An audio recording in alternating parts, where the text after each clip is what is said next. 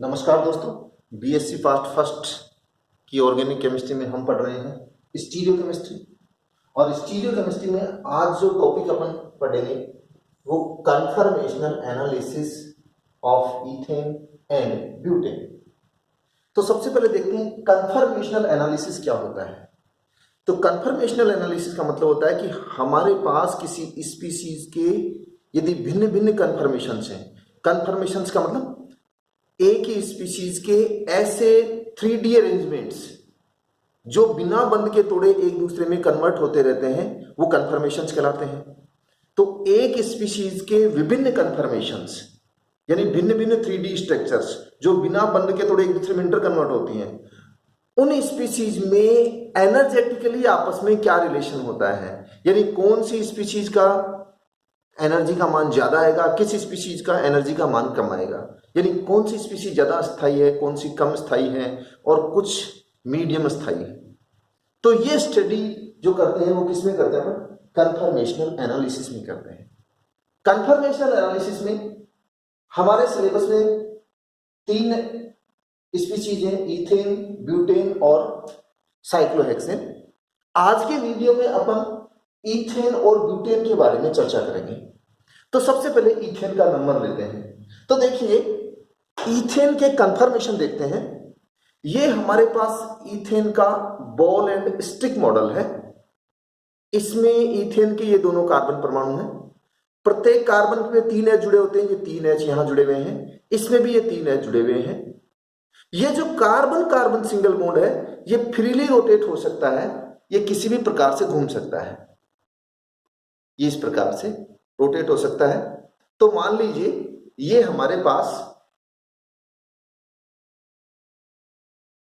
Ethane का model है और इस ईथेन के मॉडल में 3 H की स्थिति इस प्रकार से है।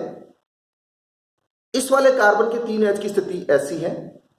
इस कार्बन के 3 H की जो रिलेटिव पोजीशन वो चेंज नहीं होगी, इस कार्बन के 3 H की जो रिलेटिव पोजीशन वो चेंज नहीं होगी, लेकिन इस कार्बन के तीनों H और इस कार्बन के तीनों H की रिलेटिव पोजीशंस चेंज हो सकती हैं। कैसे? अब जैसे यहां ये H है, इस H के सामने H नहीं है, ये H है, H के सामने H नहीं है, इस H के सामने भी H नहीं है। सेम स्थिति इनके लिए अपने पास, इनके सामने भी H नहीं है। तो ये जो ईथेन का कन्फर्मेशन है वो कहलाता है स्टेगर्ड कन्फर्मेशन। और ये स्टेगर्ड कन्फर्मेशन अपने आप में स्थायी कन्फर्मेशन है। लेकिन यदि मैं इस कार्बन कार्बन सिंगल बॉन्ड को रोटेट करूं तो रोटेट करने पे देखिए ये मैं रोटेट करता करता इस स्थिति में आ गया। तो ये जो कन्फर्मेशन है यानी इसमें बॉन्ड के सामने बॉन्ड आ गया, CH बॉन्ड के सामने CH बॉन्ड है, तो ये कन्फर्मेशन कहलाता है एक्लिप्स्ड कन्फर्मेशन। और ये कन्फर्मेशन स्टैगर्ड कन्फर्मेशन की बजाय कम स्थायी है। क्यों? इसमें सिग्मा बॉन्ड के सामने सिग्मा बॉन्ड है, तो यहां की इलेक्ट्रॉन डेंसिटी इस इलेक्ट्रॉन डेंसिटी को, ये इलेक्ट्रॉन डेंसिटी इस इलेक्ट्रॉन डेंसिटी को, ये वाली इलेक्ट्रॉन डेंसिटी इस इलेक्ट्रॉन डेंसिटी को क्या करेगी? रिपेल करेगी। रिपेल करने से क्या आएगा? इसका स्थायित्व कम हो जाएगा, स्टेबिलिटी क्या हो जाएगी? कम हो जाएगी। अर्थात ईथेन का एक्लिप्स्ड कन्फर्मेशन कम स्थायी है और ये जो अपने पास कन्फर्मेशन है जिसे हम कह रहे हैं स्टेगर्ड कन्फर्मेशन, ये ज्यादा स्थायी है। और ये जो स्ट्रेन है, रिपल्सन है, सिग्मा बॉन्ड के सामने जो सिग्मा बॉन्ड होते हैं अपने पास, इसे कहते हैं टॉर्सनल स्ट्रेन। क्या कहते हैं? Torsional strain. तो ये टॉर्सनल स्ट्रेन एक्लिप्स्ड कन्फर्मेशन में मैक्सिमम है और जो हमारे पास स्टेगर्ड कन्फर्मेशन में इसमें लिस्ट है। और जो स्टेगर्ड कन्फर्मेशन और एक्लिप्स्ड कन्फर्मेशन के बीच के जो कन्फर्मेशंस होते हैं उन्हें हम कहते हैं स्क्यू कन्फर्मेशंस। क्या कहते हैं? Skew conformations. किसके बीच के? स्टेगर्ड और एक्लिप्स्ड के बीच के। अब जरा इसके डाइहेड्रल एंगल की बात कर लेते हैं अपन। ये कार्बन और ये H, अर्थात ये प्लेन अपन ने बना लिए, ये कार्बन और ये H ये अपन ने बना ली। तो इस प्लेन के और इस प्लेन के बीच में जो डाइहेड्रल एंगल है वो है 60 डिग्री का। किसका? 60 डिग्री का। तो 60 डिग्री का डाइहेड्रल एंगल होने के कारण क्या हो गया? ये ज्यादा स्थायी है अपने पास, क्योंकि इसमें टॉर्सनल स्ट्रेन कम होगी। लेकिन अगर हम इनको ऐसे कर दें तो यहां पर जो ये वाली प्लेन थी और ये वाली प्लेन थी, दोनों एक ही प्लेन में आ गई, तो यहां पर जो डाइहेड्रल एंगल होगा वो कितना हो जाएगा, 0 डिग्री। तो एक्लिप्स कन्फर्मेशन में डाइहेड्रल एंगल कितना, 0 डिग्री। स्टेगर्ड में डाइहेड्रल एंगल कितना, 60 डिग्री। और स्टेगर्ड और एक्लिप्स के बीच के कन्फर्मेशन जिन्हें हम स्क्यू कन्फर्मेशन कहते हैं, SKEW, स्क्यू कन्फर्मेशन, उनके लिए डाइहेड्रल एंगल 0 से ज्यादा और 60 डिग्री से कम होता है अपने पास। अब हम इसका एनर्जी लेवल डायग्राम बना लेते हैं भिन्न भिन्न कन्फर्मेशंस का। तो ये अपने पास दो एक्सिस बना लिए अपन ने। इस एक्सिस पे तो अपन कन्फर्मेशंस लेंगे और उनमें भी जो डाइहेड्रल एंगल है वो लेंगे, डाइहेड्रल एंगल। और यहां पर अपन एनर्जी लेंगे किलो, किलो का याद रखना, के छोटा आता है, डॉट कैलोरी, कैलोरी का CAL छोटे लेटर्स में आएगा अपने पास। अब मान लीजिए हमारे पास शुरू में ये स्टेगर्ड कन्फर्मेशन है और ये स्टेगर्ड कन्फर्मेशन यहां है, और मैं इसका यहां पे न्यूमैन बना देता हूं। न्यूमैन मीन्स इस प्रकार का, ये फ्रंट कार्बोनेटम, ये डॉट, एक लाइन ऊपर और दो ऐसे, वो पीछे वाला कार्बोनेटम, ये जो बड़ा सर्कल है पीछे वाला कार्बोनेटम, इसके दो बॉन्ड ऊपर निकले हुए हैं, अर्थात ये एक एच नीचे। ये जो सब लाइन्स हैं वो CH बॉन्ड को शो कर रही हैं। तो ये जो कन्फर्मेशन है जिसे हम सिंपली एस लिख सकते हैं, स्टेबल कन्फर्मेशन, इसकी एनर्जी कम है। लेकिन जैसे जैसे ये इसमें कन्वर्ट होगा एक्लिप्स कन्फर्मेशन में, तो इसकी एनर्जी क्या हो जाएगी, बढ़ जाएगी। तो ये एनर्जी बढ़ गई इसकी, फिर वापस कम हो जाएगी, फिर जैसे ही और घुमाते जाएंगे, इसको ऐसे कर देंगे तो एनर्जी कम होगी, यानी यहां पहुंच गए। फिर ऐसे कर दिया आपने तो वापस से एनर्जी बढ़ जाएगी, तो फिर एनर्जी बढ़ जाएगी। इस तरह से आगे चलते हैं। तो यहां थीटा बराबर कितना है, 60 डिग्री, और ये जो है यहां पर थीटा बराबर कितना है, 0 डिग्री। यहां पर थीटा बराबर 60 डिग्री, ये यहां पर थीटा बराबर 0 डिग्री। तो ये डाइहेड्रल एंगल के मान है। और यहां पर जो कन्फर्मेशन है, ये वाली स्थिति जो है, ये कौन सा है अपने पास,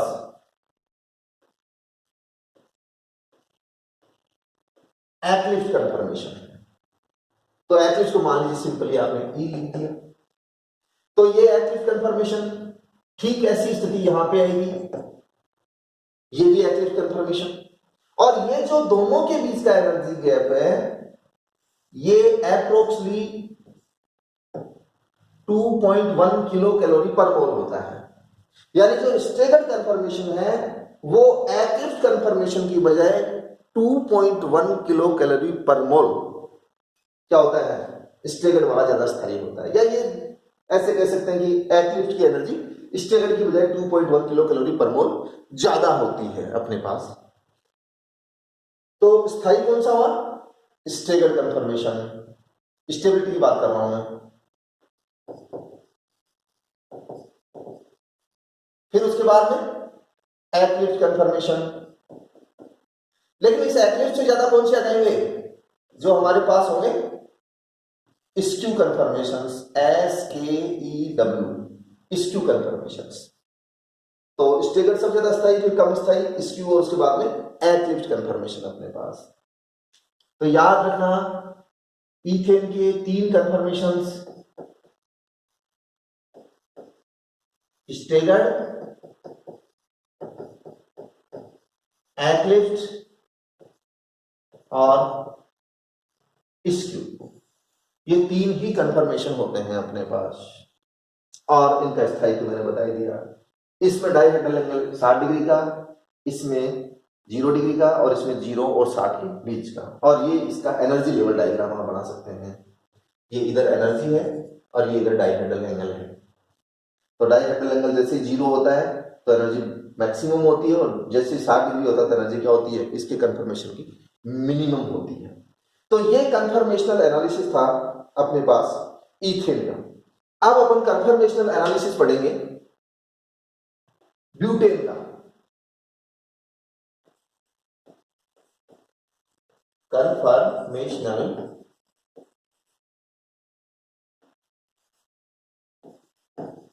एनालिसिस ऑफ ब्यूटेन। तो देखिए ब्यूटेन के कौन कौन से कंफर्मेशंस होते हैं। मैं जरा ब्यूटेन का मॉडल बना लेता हूं।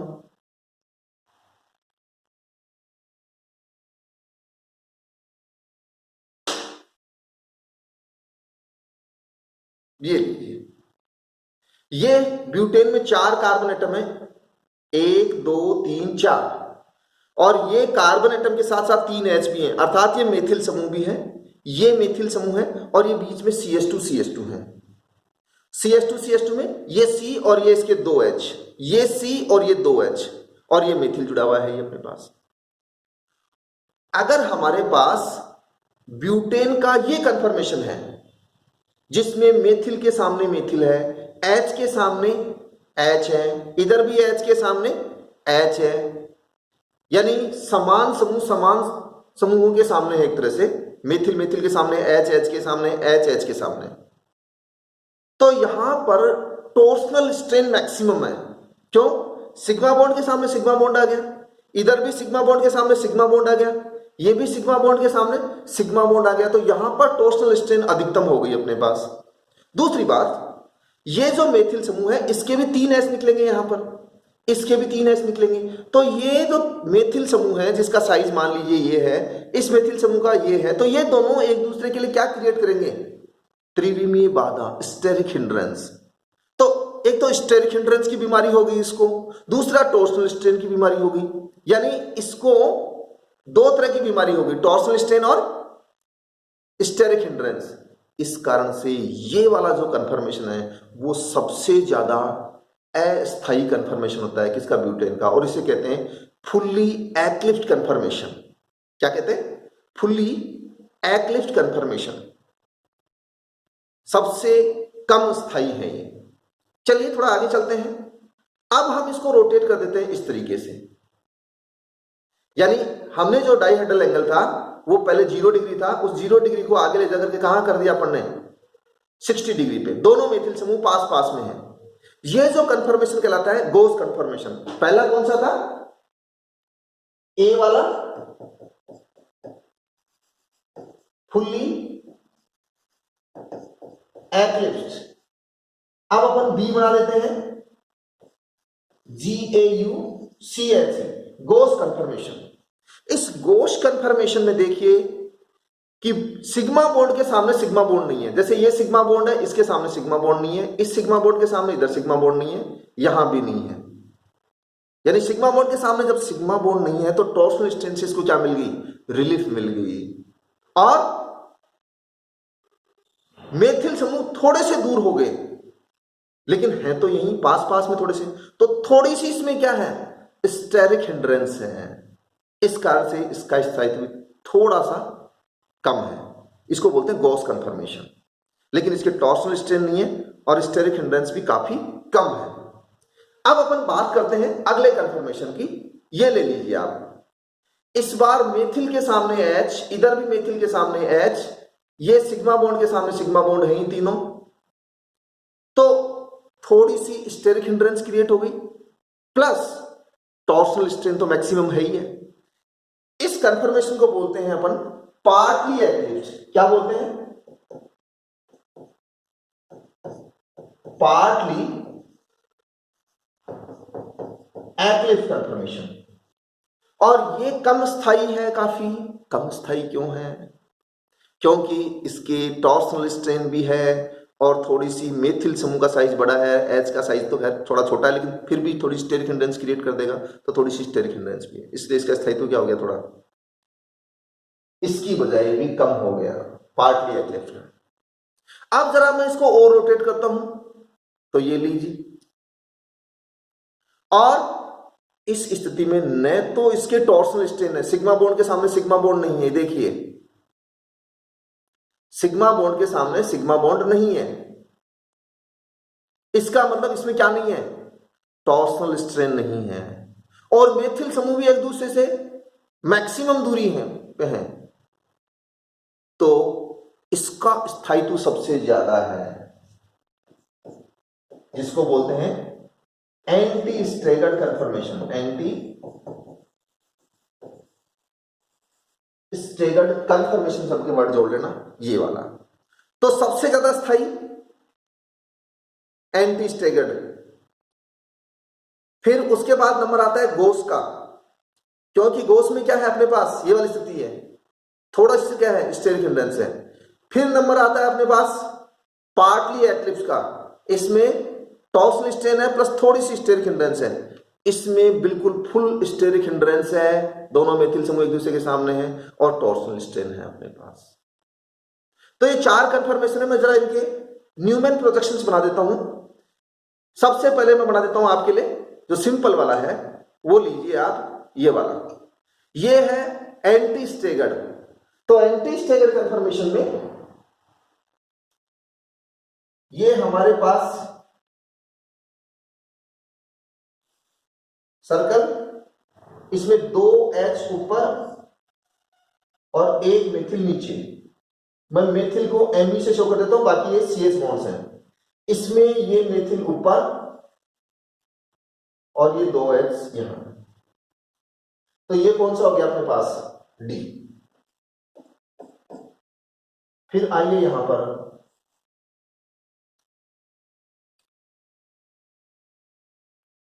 इस वाले कन्फर्मेशन में, जिसको अपन क्या कहते हैं, पार्टली एक्लिप्स्ड, तो ये फ्रंट कार्बन एटम की स्थिति बना देता हूं मैं, और फ्रंट कार्बन एटम में मान लीजिए पीछे वाले कार्बन एटम को अपन ने रोटेट कर लिया, इसको ऐसे रोटेट करेंगे, तो ऐसे रोटेट करते मेथिल इधर आ गया अपने पास, तो ये मेथिल इधर आ गया अपने पास, ये H नहीं अपने पास, पीछे वालों की स्थिति वैसी की वैसी है, ये मेथिल, ये H और ये H, ये हो गया अपने पास C। और फिर देखते हैं ये वाला गॉस कन्फर्मेशन, ये वाला, तो गॉस कन्फर्मेशन में लीजिए ये फ्रंट कार्बन एटम, सॉरी ये थोड़ा सा,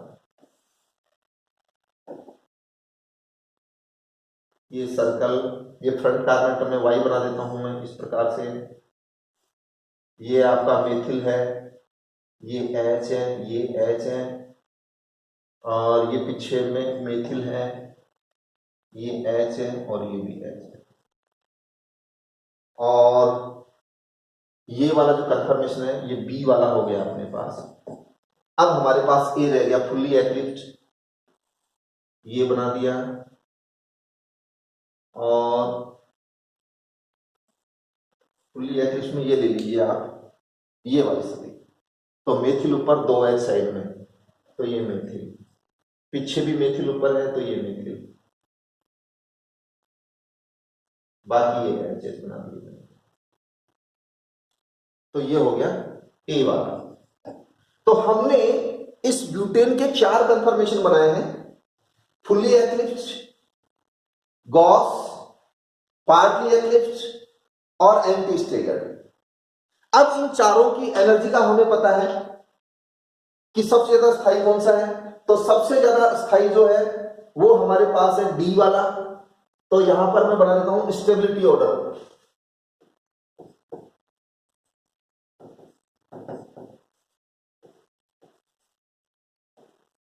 सबसे ज्यादा स्थायी D, क्योंकि इसमें न वो टॉर्सनल स्ट्रेन है और न ही इसमें स्टेरिक हिंड्रेंस है। D के बाद में B, जिसमें थोड़ी सी स्टेरिक हिंड्रेंस है, और B के बाद में C और फिर A।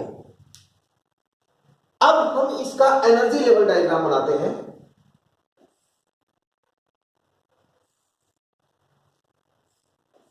एक एक्स एक्सिस वाई एक्सिस मान लीजिए, इधर एनर्जी हो जाएगी, ये अपने पास कन्फर्मेशन हो जाएंगे,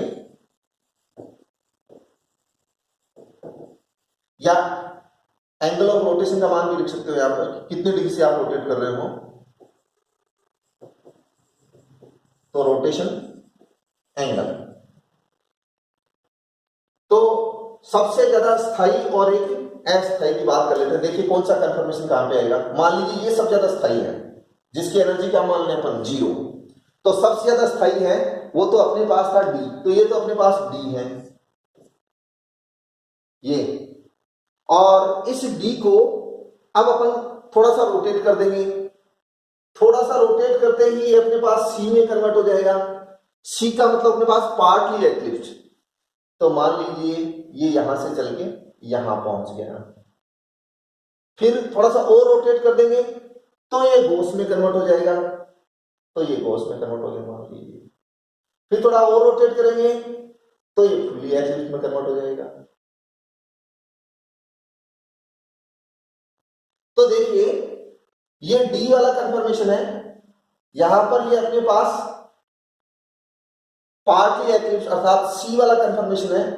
ये हमारे पास गोस कंफर्मेशन है, ये हमारे पास ए वाला कंफर्मेशन है। फिर ए वाले से यदि अपन फर्दर चले तो वापस से क्या आ जाएगा, अपने पास गोस आ जाएगा, यानी ये वाली स्थिति आ जाएगी। बस ये 4 प्रकार की कंफर्मेशन बना लीजिए आप। अब जो सबसे ज्यादा एनर्जेटिक है, सबसे ज्यादा जो अस्थायी है, फुल्ली एक्लिप्स्ड, ये लगभग जो एंटी स्टेगर्ड कंफर्मेशन है, डी कंफर्मेशन है, उसकी बजाय 5 किलो कैलोरी एनर्जी ज्यादा रखता है। ये यहीं पे बना देता हूं, के छोटा CAL पर मोल। तो 5 किलो कैलोरी का एनर्जी का डिफरेंस होता है। ये लगभग 3.9, जो डी और सी के बीच एनर्जी का गैप है वो 3.9, और जो डी और बी के बीच में अर्थात गोस और एंटी स्टेगर्ड के बीच में जो एनर्जी गैप होता है वो अप्रोक्स 0.88 या 0.9 लिख लीजिए आप, इतना गैप होता है। तो हमने कितने कंफर्मेशन देखे ब्यूटेन के? 4। कौन कौन से? Fully eclipsed, gauche, partly eclipsed, anti staggered.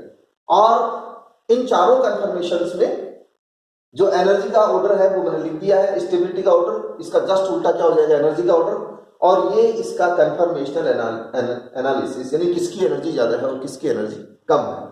तो आज अपन ने कंफर्मेशनल एनालिसिस पढ़ा इथेन का और ब्यूटेन का। तो इनके अपने को ये न्यूमेरिकल प्रोजेक्शंस भी ड्रॉ करने आने चाहिए, इनकी एनर्जी का ऑर्डर भी पता होना चाहिए, कौन सा ज्यादा स्थायी है और क्यों, ये भी हमें पता होना चाहिए। ये सारी बातें अपन इस वीडियो में पढ़ ली हैं। आज के लिए इतना ही, धन्यवाद।